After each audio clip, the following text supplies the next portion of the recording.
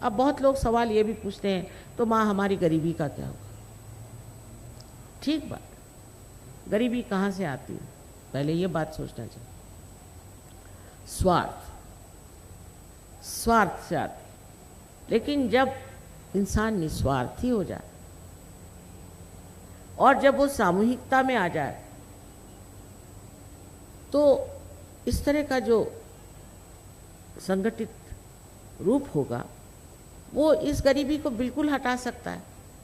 अब आपसे क्या बताएं कि सहयोग में बीमारियां ठीक हो जाती हैं, एक पैसा नहीं देना पड़ता। कैंसर से लेके हर तरह की बीमारियां ठीक हुई। अब कल ही वहाँ आपने देखा होगा कि एक स्त्री थी, उसको दिखाई नहीं देता था।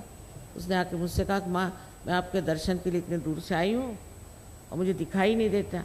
तो मैंने बस उसके सामने एक कैंडल पकड़ा और थोड़ी देर में कहती मुझे सब दिखाई देने लगे। कुछ मैंने नहीं किया। उसकी कुंडलिनी जागृत हो गई और उसने यहाँ पे ऑप्टिक ग्लोब में लाइट डाल दी और वो देखने लग गई। एक लड़की थी, गूंगी थी, बोल नहीं सकती थी, उसको ले आए मेरे पास। उसके कान में मैंने सिर्फ कृष्ण का मंत्र कहा और उस मंत्र से वो बोलने लगी। उसने उस वक्त माँ करके मुझे पुकारा और फिर वो बोलने लगी। अब ये कोई चमत्कार नहीं है मेरे लिए, कोई भी चमत्कार आपके लिए चमत्कार हो गया, ये कोई चमत्कार की बात नहीं। देखिए, ये जो कुंडलिनी है ना, ये जब जागृत होती है तो ये जो 6 चक्रों में से गुजरती है और इन 6 चक्रों में से गुजरते वक्त ये आपके चक्रों को पूरी तरह से प्रकाशित करती है और उसके अंदर उसकी ऊर्जा, उसकी एनर्जी भर देती है। इन चक्रों की गड़बड़ी से ही आप बीमार रहते हैं, आपको तकलीफ है। और जब ये कुंडलिनी उड़ गई तो फिर क्या कहने, फिर सभी चीज़ ठीक हो गई, सभी मामले ठीक हो जाते हैं। और इस तरह से हजारों लोग ठीक हो गए। और कोई अगर शैतानी करके आए तो नहीं ठीक होता, पता नहीं क्यों। कुंडलिनी बहुत जानती है, ये आपकी माँ है, हर एक की अलग अलग माँ है। और जैसे टेप रिकॉर्डिंग होता है उस तरह से आपके बारे में हर एक चीज़ वो जानती है। और अगर आपके अंदर नम्रता है तो कुंडलिनी चढ़ के सारे काम ठीक। कितने ही लोग सहयोग से ठीक हो गए, ये सच बात है, ये झूठ बात है। किंतु ठीक होने के लिए सहयोग में ना आई, पार होने के लिए आई, वो अच्छा है। पार होते ही आपकी बीमारियां भी ठीक हो जाए। अनेक तरह के रोग ठीक हो गए, बच्चे नहीं होते थे उनको बच्चे हो गए, बहुत से इस तरह की बीमारियां कि जिनका कोई इलाज नहीं है, ऐसी बहुत सारी बीमारियां सहयोग से ठीक हो जाए। अब अपने यहाँ ये किसानों का देश है। कितने लोगों से बताया कि भाई सहयोग से, वाइब्रेशन के पानी से अगर आप अपनी खेती करिए, आप लोग सहयोग में आ जाइए तो आपकी खेती 10 गुना बढ़ सकती। पर कोई सुनते ही नहीं। कौन से कृषि विद्यालय के लोगों ने भी इतना उस पर रिसर्च किया और खबर करी कि भाई ऐसा रिसर्च हुआ है। देखो, यहाँ तक कि ऑस्ट्रिया से एक बड़े मशहूर आए थे यहाँ पर, मिस्टर हमीद, डॉक्टर हमीद, और वो यूएनओ में पहले एडवाइसर थे। उन्होंने भी एक्सपेरिमेंट्स करके सबको समझाया, पर पता नहीं क्या बात है, किसी की खोपड़ी में जाता नहीं। जैसे कि कोई उल्टी खोपड़ी बैठी हुई है। अरे भाई, इससे खेती करो। खेती करने से देखो, आपको 10 खेत दिखाई दें और उसमें से एक हरा भरा खेत हो तो जान लीजिए यह किसी न किसी सहयोगी का। हर चीज़ में, पशुपालन में हमने देखा है, इन्होंने एक्सपेरिमेंट्स किए और बताया कि एक गाय करीबन 10 किलो तक दूध दे सकती है। बड़ी हैरानी की बात है, अपनी हिंदुस्तानी गाय।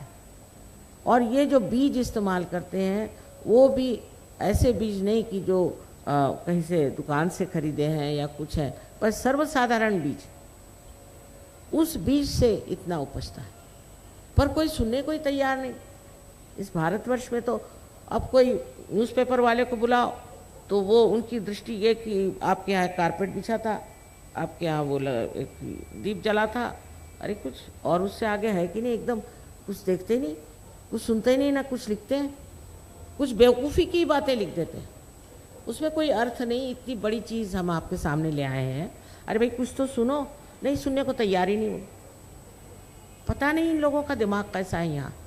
उल्टे आप रशिया में देखिए कि वहाँ की सेंट पीटर्सबर्ग की जो बड़ी पुरानी, सबसे पुरानी कहते हैं वो एकेडमी है, साइंस एंड आर्ट्स। उन्होंने हमें इतना बड़ा खिताब दिया कि मैं तो हैरान हो गई। मैंने कहा साहब मैं तो कोई ग्रेजुएशन भी नहीं किया रहे, मैंने साइंस ने आर्ट्स कुछ नहीं किया। तो उन्होंने ये कहा कि जितने डिस्कवरर होते हैं जो खोज लगाते हैं वो कभी यूनिवर्सिटी भी नहीं जाते, और हमारे यहाँ सिर्फ 10 को दिया है, उसमें से आप एक है, एक आइंस्टीन है।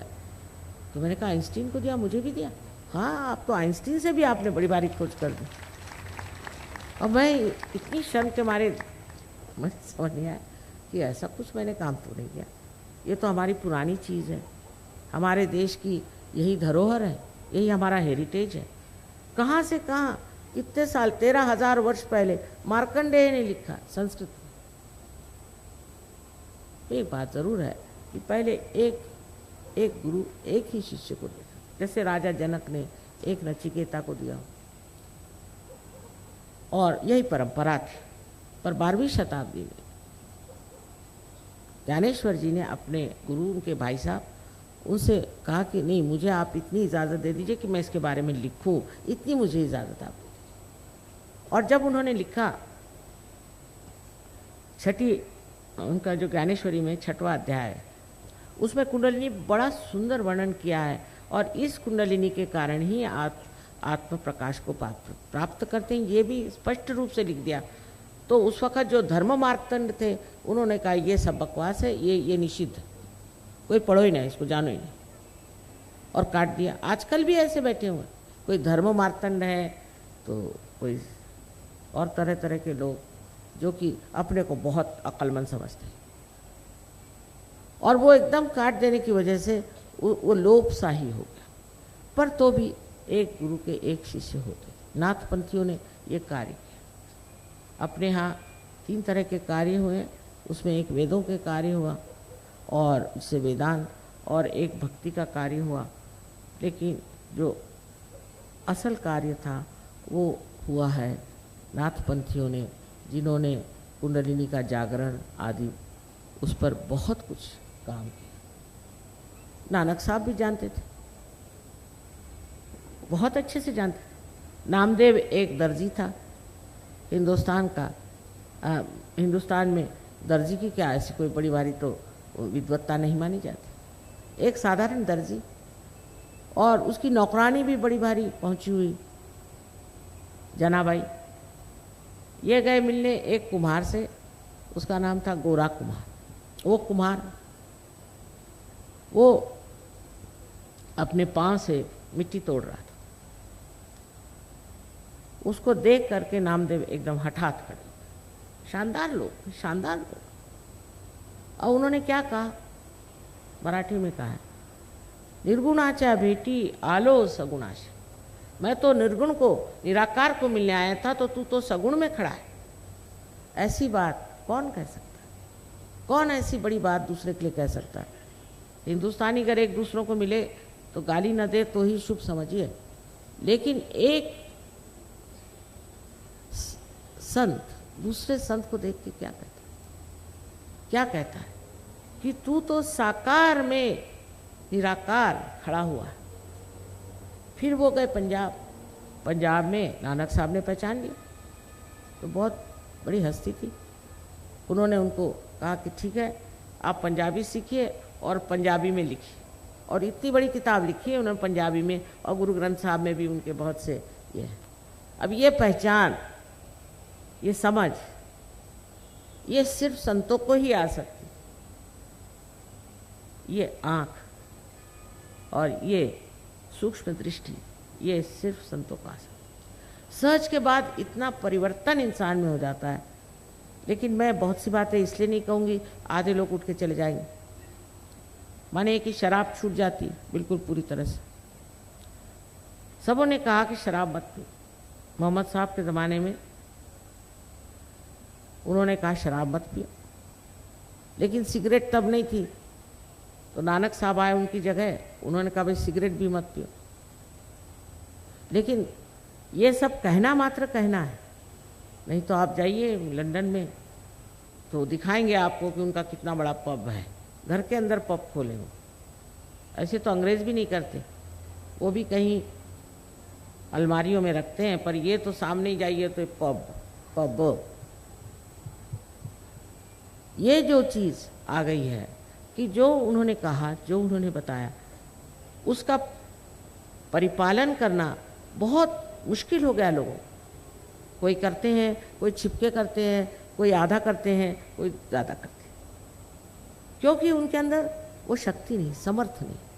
पर सहयोग में आप समर्थ हो जाते। ऐसे समझ लीजिए कि अगर मेरे हाथ में एक सांप है और मैं बहुत ज़िद्दी औरत हूँ और आप कहें कि आप बहुत ज़िद्दी हैं, तो मैं तो कभी न मानूं। और फिर कितनी भी चापलूसी करके आप कहें कि साहब ये सांप हाथ में है, आप इसे छोड़ दीजिए, मैं कहूँगी नहीं, ये तो रस्सी, अंधेरे में बैठी हूँ ना, तो ये रस्सी है, उसी पे जिद कर रही हूँ कि ये तो रस्सी है, ये तो रस्सी है। अंत में जब सांप काटेगा तभी पता चलेगा कि ये सांप था। लेकिन जब ज़रा सा प्रकाश आ जाए तो फट से छोड़ देंगे, फट से चीज़ छूट जाती। इसी तरह से जो हमारे अंदर हमें नाश करने वाली जो चीज़ें बैठ गई, वो पूरी तरह से छूट जाती। मनुष्य एकदम स्वच्छ। हाँ, एक बात और बताएं कि अपने शहनाई के जो बड़े मशहूर शहनाई नवाज़ हैं, आप तो जानते हो, बिस्मिल्लाह खान साहब, वो एक बार आए थे हमारे यहाँ प्रोग्राम में, तो देखने लगे, सब सहयोगी बैठे हुए हैं, तो कहले माँ इनको तो आपने खालिस कर दिया, ये तो खालिस हो गए। हाँ, मैंने कहा देखो खालिस हो। तो मैंने कहा ये क्या खालिस्तान बना रहे, मुझसे पूछते। मैंने कहा आप जाके उनसे पूछो, मुझसे क्या पूछ रहे हो, किसका खालिस्तान बना रहे हो। खालिस का मतलब है निर्मल, शुद्ध। जब आप शुद्ध हो गए, ये बात उन्होंने कही थी कि तुम शुद्ध हो जाओ। और सिखों पे तो बड़ी ही मेहनत की है। ऐसे ही मुसलमानों की बात, मुसलमानों से कहा गया था कि कियामा नाम की एक बहुत बड़ी क्रांति की व्यवस्था की गई। जब कियामा आएगा तब आपके हाथ बोलेंगे और आपके खिलाफ शहादत देंगे, साफ कहा गया। वो कहाँ गया? ईसा ने कहा है, बहुत कमाल की बात है, दाउ शैल्ट नॉट हैव अडल्टरस आइज। बताइए कितनी बड़ी बात। और मुझे दिखा दीजिए इन लोगों में से किसकी आंख साफ और शुद्ध और निर्मल है, मिलेंगे नहीं। वजह ये, उसमें किसी को दोष देने की बात, वजह ये है कि वो शक्ति अंदर नहीं। जब वो शक्ति अंदर आ जाती तो आदमी निर्भय होकर के, निर्भय या निर्गुण गाता है। चारों तरफ से इस देश में आप देखिए तो न जाने कितनों ने कितना महत्वपूर्ण कार्य किया है।